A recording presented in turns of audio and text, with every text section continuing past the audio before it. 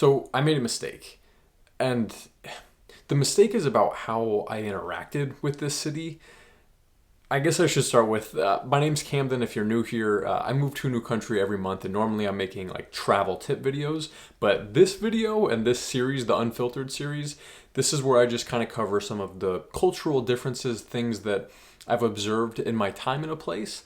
Normally, I'm spending a full month in each country that I'm in. Paris, a little bit different. I've been here like 4 or 5 times, never for a full month. But after being here 4 or 5 times, you get to know it a little bit better and a little bit better. And there are things that I realize, oh my gosh, I did this so wrong. And I think a lot of other tourists are making similar mistakes. So this is going to be one of those unfiltered conversations where I'm going to share those observations, the good, the bad, the mistakes that I made, and kind of what you can do to give yourself the best opportunity to appreciate and really enjoy the city, because I think a lot of people end up walking away from Paris their first time and not loving it. Paris seems to be kind of polarizing. Like, people seem to either love or hate it, and I get that because I've found myself on both ends of the spectrums. So I think we're just going to talk it out because I think there are a lot of reasons for that. So if you are a local, I would love to know if there's anything that you think I'm off base on. Let me know. If you're a tourist and you have visited, let me know your perspective as well, because the beautiful thing about this series, this whole unfiltered part, is I do a lot of learning through you guys in the comment sections, and you guys say that you do the same. So I hope that we can all do that. So locals, don't be afraid to let me know if I screw something up here. But let's start with that mistake that I made in my first couple trips to Paris. So I think the first time that I came to Paris, expectations are just sky high, right? And I think that's common for most tourists, especially American tourists. For Americans, there's probably no city on earth outside of the US that you're as familiar with. You've seen movies about it, you just hear a lot about Paris, it is glamorized, you expect the top, right? And that's true. And I think that skews people's perspective and sometimes leaves them with, I don't know, just thinking that there should have been more in their trip. And I realized that it was the way that I was interacting with the city is what kind of screwed me up. So if you can't already guess, after my first 2 visits to Paris, I really didn't love it. And here's the mistake. So because you're expecting things to be here, you kind of, I should not make generalizations. I made the mistake of saying, all right, I'm not going to do as much research in preparation for this trip. I'm going to get to Paris, and I know it's going to blow me out of the water, right? It's the city. I'm going to have a great time. I'm going to go see the Louvre and the Eiffel Tower and just all of the sights. And all of those things are wonderful. But I think I and other people sometimes forget, at the end of the day, this is a city. And if you're not a city person, there are going to be those city things that if you don't like them in other cities, you're not going to necessarily like them here just because it's Paris. But the bigger mistake is that because there are so many sites, so many people, the first couple times they come to Paris, you're like, okay, I've got to go see this and I got to go see that. And there's so many things to do, which is part of the, what makes this place so special. But there's so much to do that I think it's easy to get overwhelmed. You can easily find yourself in this trap that I am guilty of falling into, of basically saying, okay, I am sightseeing. I am hopping from one place to another, to another, to another. And if you do that, you're going to want to see all those things, but you're going to find yourself in the packs of tourists. You're going to find yourself in those crazy areas of town where you're saying, man, where is all the great French food and all the great international cuisine? Because all I see are tourist traps. Where are the quaint streets that I see on social media? All I see are the swarms of people. And that was my own fault because I was trying to do too much. And that was the mistake, is looking back on it, I think if you're just trying to go site to site to site, you're fundamentally missing the piece of Paris that makes it beautiful and special. So I think you're probably going to be best served. Yes, go and see a couple of the big sites that you want, but don't try to do everything. And if possible, don't have an agenda. Maybe have 1 to 2 things a day that you're saying, okay, I'm going to do this today, but give yourself that time to breathe, to wander, and to really try to understand the city because it's one that takes a little bit longer to understand. At least it did for me. So that was one of the first mistakes that really skewed that perspective. And with each time that I've come back to the city, I've loved it more and more. And this trip in particular, now I'm like, oh man, I get it. Like, this city is unbelievable. It's tough that for any city to compete with this. Like, it just took a while. So have that realistic expectation for yourself, but also know how to kind of curate that experience for yourself. Do that research, and a part of doing that research is leaving enough time to breathe and live like the locals and observe and just really watch and be a part of the culture rather than going to just see it, if that makes sense. So that's kind of my first point. And I do have a bunch. I'll every now and then be looking down at my phone because I do have a couple things that I wanted to make sure that I touch on. Another thing, let's talk about some of the things that are great, and then we'll touch on a couple things that I don't love so much. One of them is the late night culture, and this is a love for me.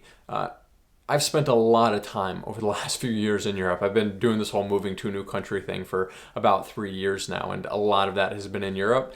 Europe's awesome, but one of the gripes that I have with Europe and that other people, sometimes don't love, is just things tend to close down earlier, but that's not the case here in Paris. This is a place where doesn't matter what day of the week it is, there are going to be options into the night, whether it's shows to see, whether it's like nightlife, whether it's just, whatever it is, like the streets are going to be filled, the locals are going to be out, there's going to be the good vibes and atmosphere at all hours of the day. And that's something that I've really come to appreciate about Paris because you don't have that in every European city. So that's something that I know is probably cliche, but it really is worth mentioning. Another thing, obviously, is historically, like, there's just so much here. There's so much beauty that unless you're a historian and just like a real whiz, really well studied on Paris, you're not going to know half the stuff that you're looking at because there's just so much of it. And that is really cool. Is like at all points in time, like you feel like, wow, I'm standing in greatness. I'm standing amongst, greatness. I don't know exactly what is great about it or the nitty-gritty details, but I know there is history. I can feel it. You can see it, and you can feel it through the locals in some sense. And then obviously it's a very international city. Yes, this is the biggest city in France, and it is French through and through. But there are so many other cultures present here, which goes without saying. That's going to happen in most cities. But it really is just special here. But so much of what I have loved is with the city feel, you have that faster pace of life. I spent a full month down in the French Riviera a couple months back, and it was a very different French experience. Very slow, laid back pace to life. Here in Paris, it's so hard to put your finger on it because it's a fast pace of life. At the same time, there's the same like appreciation for sitting back and enjoying things in a, laid back manner. For example, if you're going out and you're sitting at a cafe, even though people might be in suits, people might be working, they might have places to be, it still seems that most people are sitting and enjoying their cup of coffee, enjoying their pastry. There doesn't seem to be that, oh my gosh, I gotta go. It's, yes, I'm going somewhere, but I'm going to be intentional and enjoy the moment. And that is, just beautiful to see. I love to see that. So that is really unique and something that I've really come to enjoy here. I'll talk about one of my favorite things that surprised me in a big way, and I think is a misconception that a lot of tourists make, but I want to touch on one thing that I don't necessarily love. One of the things, compared to other European cities especially, you see more poverty in the form of people experiencing homelessness here. A lot of European cities you don't see that as much, but here in Paris it really does seem to be a part of day-to-day life. You're going to interact with somebody who is living on the streets, and it's so sad to see when you think about just the disparity in wealth. And I know this could be applied in a lot of other, cities around the world, but when you have a place like Paris where we just mentioned you're constantly standing in a place that is just like stunningly beautiful, there is wealth like oozing out of like different neighborhoods, in this city. And at the same time, you see all the gold and the historic buildings and just like, the grandiose nature of this city. And at the same time, the poverty that exists here is just, it's just sad, right? There's no other way to say it other than it's sad. So that is something that I really don't love about Paris. I hoped that I wouldn't find it as much here, but that is just not the reality. That is something that I have interacted with on a daily basis here, and you should be prepared for that if you are coming. I want to talk about two misconceptions real quick. One is around what we'll call the French culture of, I'm sure you've heard that French people don't generally give the best service in restaurants. They can maybe be a little bit off-putting and rude. I mentioned this in this Unfiltered conversation when I was talking about my time in the French Riviera. I didn't feel it down there, and I really don't feel that up here either. You feel it maybe a smidge more, but on the whole, I mean, I felt like the folks in Paris have been very hospitable, very kind, warm, and welcoming. I haven't had bad service anywhere that I've been. And here's a trick, and I think this is maybe what leads some tourists, especially Americans, because I know we have a tendency to be really loud and we like to do everything the American way, which is English. And that is the point, is even if you don't know French, it can't be overstated just how far a simple bonjour, when you're starting a conversation, will take you. Enter a store, enter a restaurant, you greet them in French, and all of a sudden it's like, okay, you've done the formality, now we can switch to English if you don't speak French. Where I have seen times where Americans will walk into a place and they'll default to English, they won't even do the greeting. And then you can see a little bit of, well, hey, come on, you can't figure out a word or two. So I do think that there is that misconception that there's like the rudeness, and that doesn't necessarily, I'm not saying that it doesn't exist. I haven't experienced it, and I think a big part of that is I've noticed that if you just start with French and show that you are putting in a little bit of effort and are trying to respect the culture, they're going to respect you back, and they all are smart enough to speak English, unlike me not being able to speak French. So that is a misconception and a helpful tip there, hopefully. But another misconception that I've held for a long time, it wasn't until this trip that I really recognized that I had it wrong in my mind, was the cost of this place. First few trips to Paris, I always thought of this place as a really expensive city. I don't necessarily feel that way. Not saying that it's a budget destination. No, far from it. You're in Western Europe, right? But things are not outrageously expensive at all. In fact, a couple examples. I'm a big foodie. I love going to restaurants. Sometimes that means fancy restaurants. Other times it means street food, but I love good food. I'm sure you know, like the Michelin Guide, they do like high-end stuff, but they also have what they call like the Bib Gourmand, which is like a step below Michelin, star-worthy, but they're saying, hey, this is still really good food. Went to, a bunch of those over the last few trips, and especially this trip, and I was shocked at how affordable some of those meals were. I'm talking about like for, one person, if you're going to go out and eat, you can be going to those places for like 20, 25, 30 euro per person. And that was with me doing like an entree, a drink, non-alcoholic, I'm not really a big drinker, and a dessert. And I was routinely getting in and out of those places for around that 30 euro mark, which seems really affordable. Maybe it's just I've been spending too much time in Amsterdam and that's skewing my perspective, but I feel like the food really hasn't been as expensive as I perceived it to be. And there's another piece that's really important to note around this, and it's just how much free stuff there is.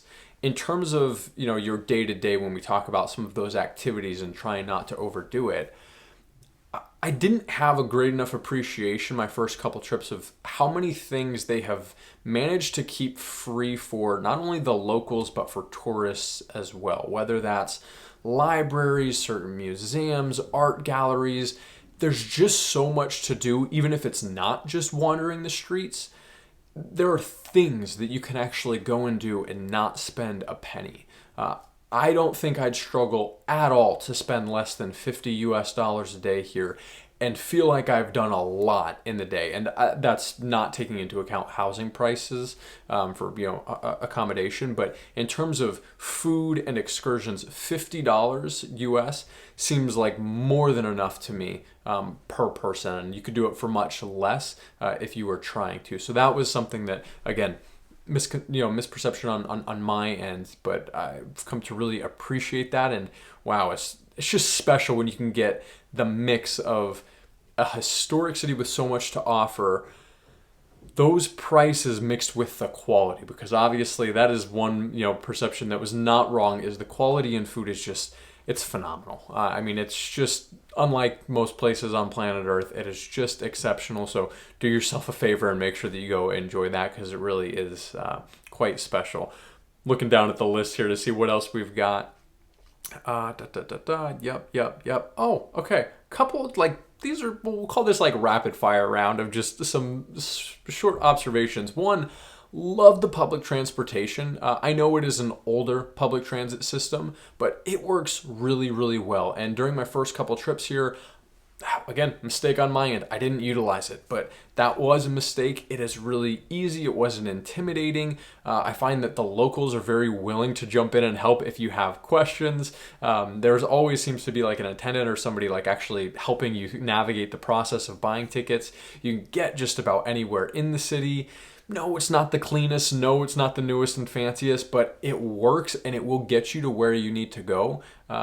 Really appreciated that. I think you'd be doing yourself a disservice if you didn't at least try the public transportation while you're here, and that will save you some money, because taxis or Ubers, that's going to run you a lot more money than the metro here. So that's one thing that I've really, really enjoyed. And around the public transportation, I think one of the most beautiful things, and this is common in Europe, but it's something I always point out as an American, the metro and the public transit seems to be utilized by basically everybody. In the US, it's really challenging, because in the US, public transportation really has this stigma around it where it feels like the only people who are taking and utilizing public transportation are the folks who can't afford not to. Here and around Europe, that's not the case. You're going to see just about everybody utilizing it at all hours of the day, which means it feels safe. And I think that just goes a long way in making sure that people actually take advantage and utilize those systems because they are wonderful. So keep that in mind. I got to look down at the phone again.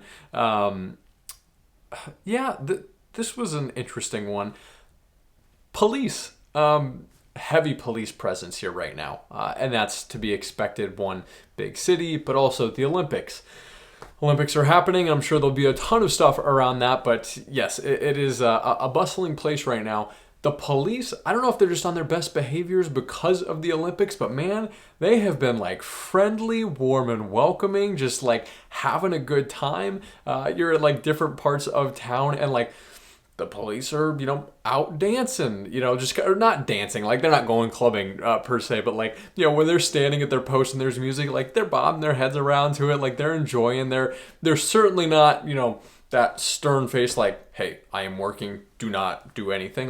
They're a part of the culture, and they're taking pictures, they're video things, they are taking part in local life, and that was just really unique to see, because I don't know that I could say that about many other places. And again, I don't know if that's just because the Olympics are happening and they are on their best behaviors, or if that's something that is always taking place. And I'm sure a part of that is obviously with me being a white guy, police have just not been somebody that I've been fearful of. So I'm sure that is different. I have a lot of privileges that other people don't have, but I had really positive experiences with the police officers over the last few days and last few visits. So thought that was noteworthy.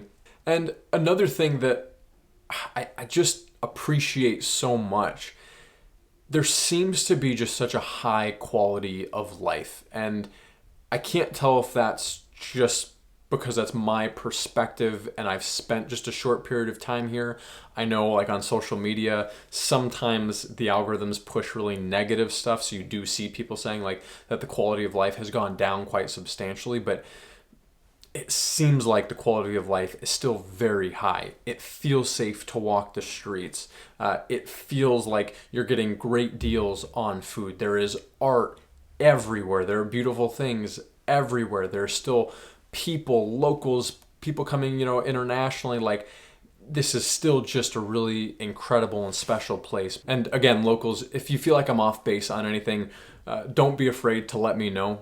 And also, a special thank you. I recognize that it must be challenging having a city that is so internationally renowned and having all the tourists constantly here. I recognize that would be difficult to constantly have the people in your space and having to interact with tourists on a daily basis. And I recognize that you guys all do a lot, for the tourists, and I appreciate when you are warm and welcoming, because for a lot of people, they're only going on one international trip, perhaps in their life, and a lot of people, excuse me, are going to choose Paris. So I appreciate you guys making that well worth their time. It really is a special place, and I'm excited for the next time that I come back. So merci beaucoup on that. And also, I will have a traditional like travel tips video that'll come out next week with all of your implementable travel tips of what you need to know before coming to Paris if you're a first timer. So be on the lookout for that. And if you have appreciated this conversation and this style of video, feel free to subscribe to the channel. But also, I have a newsletter that goes out every Tuesday. I share a helpful travel tip as well as just some cultural observation that I make on a weekly basis while living this weird lifestyle that I live. So feel free to sign up for that. A link will be in the description. But thanks for watching, and we'll catch you guys next time.